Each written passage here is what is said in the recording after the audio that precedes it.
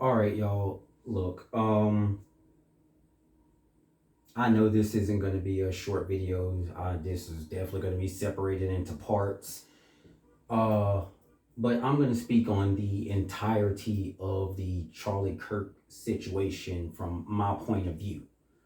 So, first of all, have we not learned from the Hulk Hogan situation?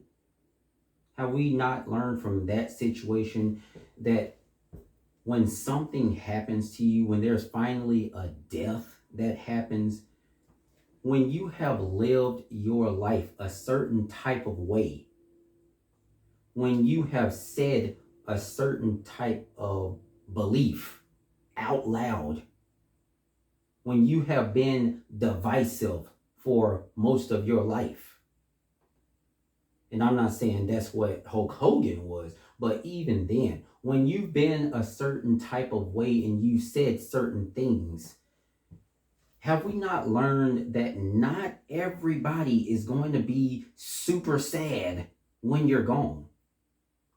Now, let me say, I'm not of the belief system that we should be celebrating that a man is dead. I'm not of the belief that we should be happy that a man is gone. I'm not of the belief that we should be laughing at the family and cheering and throwing pizza parties now that a man is gone. I'm not of that belief, but I am telling you that are we really surprised after the Hulk Hogan thing? Are we really surprised that when you've lived your life a certain type of way, when you said such divisive things, are we really surprised that there are going to be a lot of people that even don't care? Are we really surprised? Hey, come on. And then I gotta say, what is this belief that Charlie Kirk was just speaking his mind? What is that belief? No, he wasn't. To say he was a person that just spoke his mind is very untrue. You can't even be a TikTok influencer by just speaking your mind. They even have a such thing on here called followers who listen to you regularly on here. No matter how small a person you are, you're influencing the mind of somebody who's listening to you. So to say that, oh, all he did was just talk. All he did was challenge beliefs. That's all he did. That's it. That's all he did was just challenge beliefs. All he did was just talk. All he did was just say words. That's incredibly ignorant. You know full well that he wasn't on that high a level. He wasn't on that high of political power, that high an influencer. He wasn't that well known by just saying words. No, he influenced the minds and caused a lot of people to act a certain way based off of his strong convictions in what he was saying. So to say he was just sharing his belief is that's just ignorant. Come on now. You know full well he wasn't just doing that. And that brings me to my first point. People who get on here and now after tragedy strikes, they say, oh, well, it shouldn't have got to this point. It shouldn't have got to this point because words are just words. You know full well words aren't just words. Okay? If words were just words, the Declaration of Independence wouldn't mean nothing. Our law system wouldn't mean anything. MLK's I Have a Dream speech wouldn't mean nothing. They're just words, right? That the Barack Obama's Yes We Can speech, they're just words. They don't cause people to do anything, right? They're just words. Words are just words, right? No, of course not.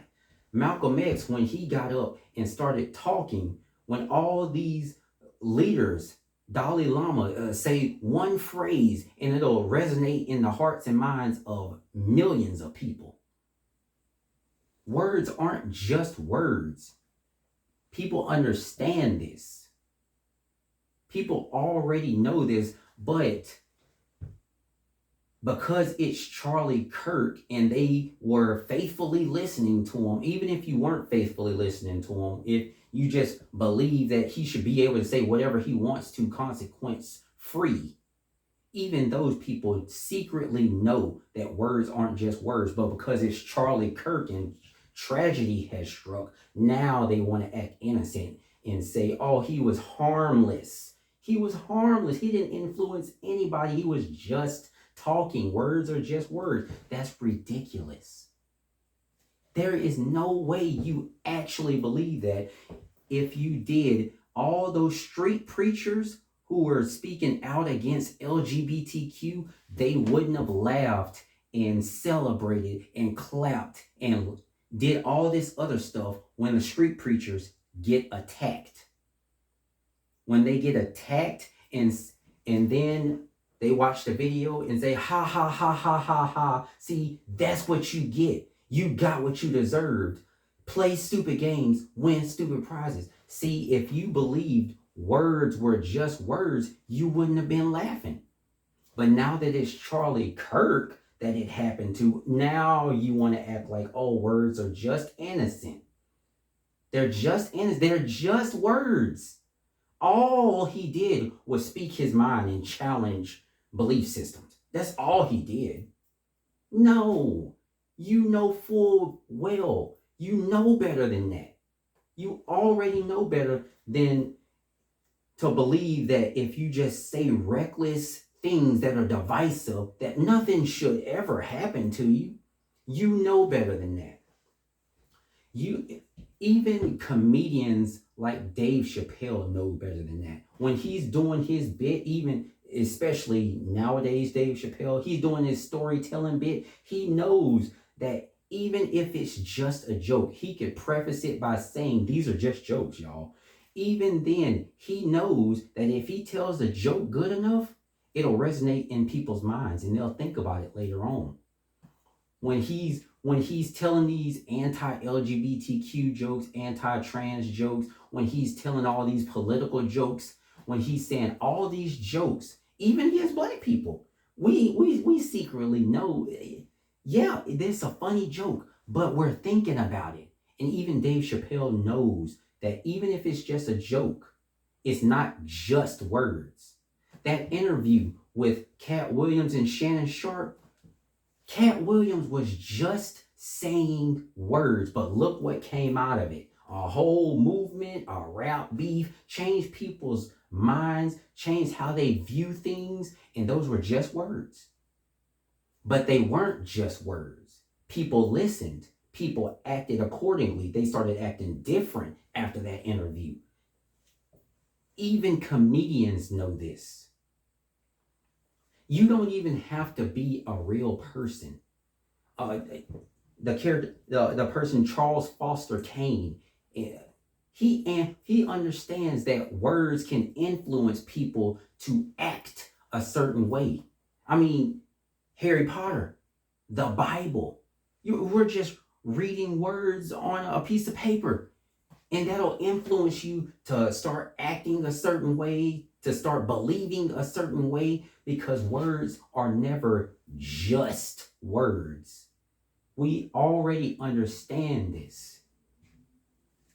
So to say, oh, he was just speaking words and words are just words, nothing should come out of it, that's incredibly naive to think that.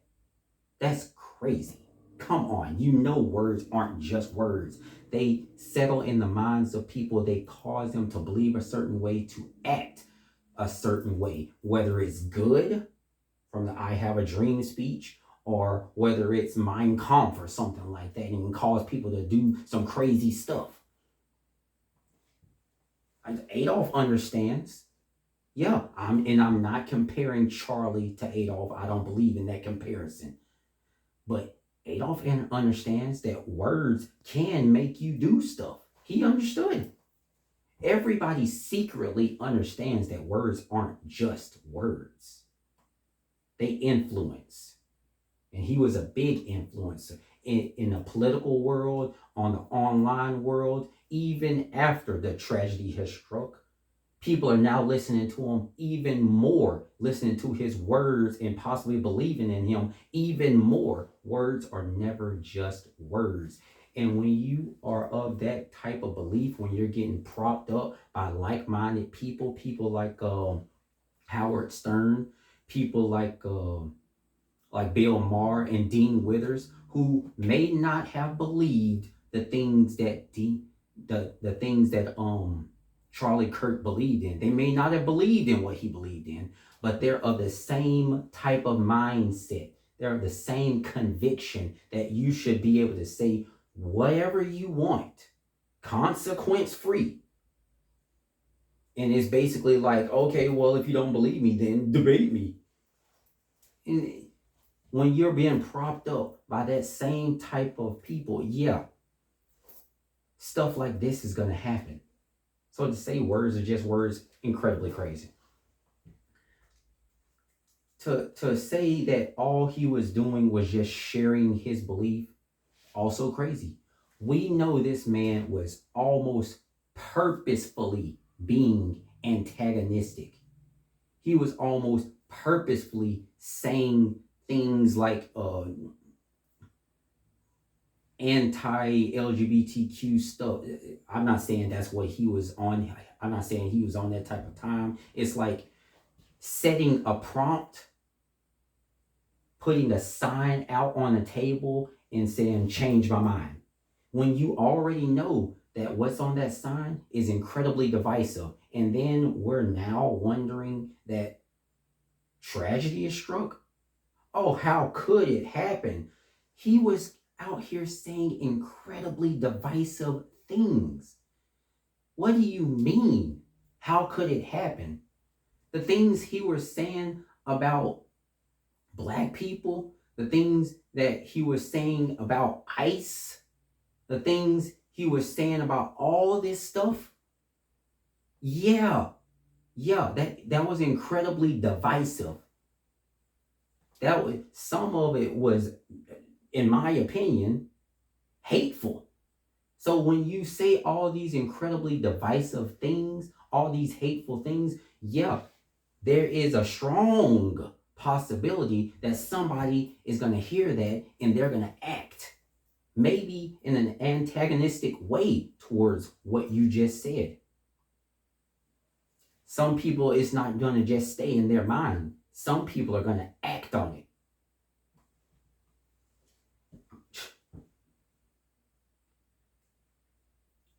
And then we come to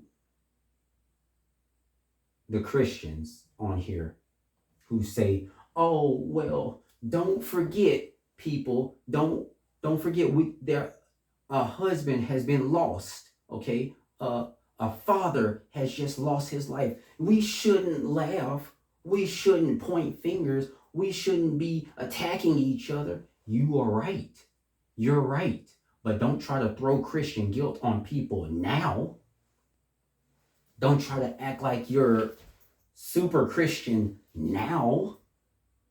Don't try to come out of the woodworks and say what you should be doing as a decent human being, what you should be doing as a Christian now.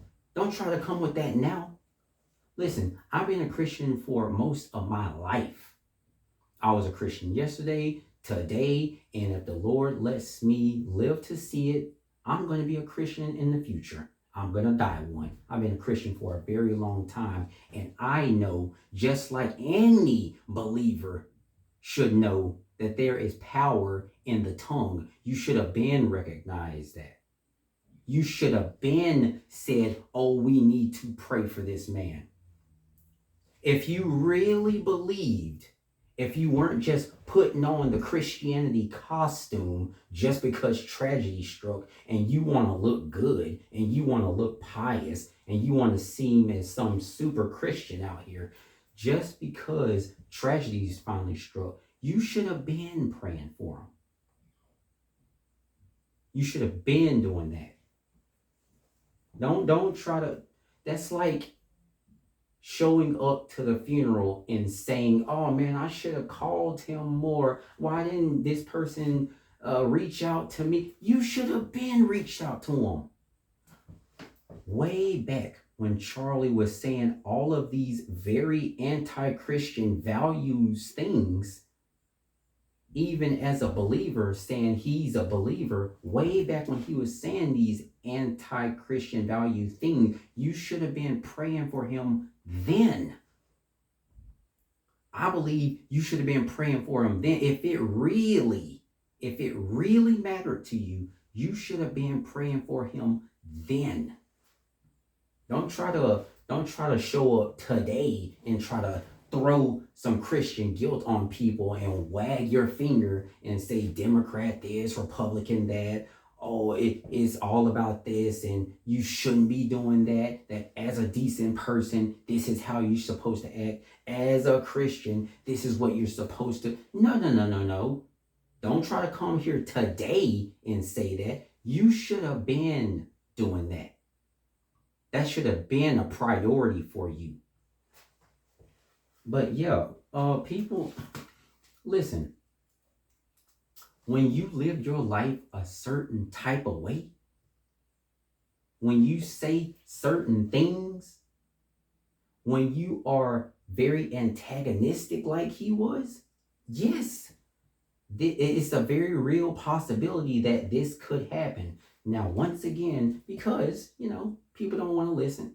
People are stupid. I'm going to say again, I don't believe we should be celebrating.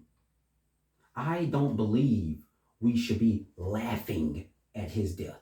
I don't believe that this Tyler Robinson person should just be, we should just be so understanding towards him. No, forget him. Screw him. Throw the book at him. I don't believe that we should be throwing pizza parties because a man lost his life and we disagreed with him, so screw him. No, I don't believe that. But am I surprised? I'm not. That's just how I feel about it. I don't know how anybody else feel about it. Hey, tell me if you feel different. I'm welcome to discuss it.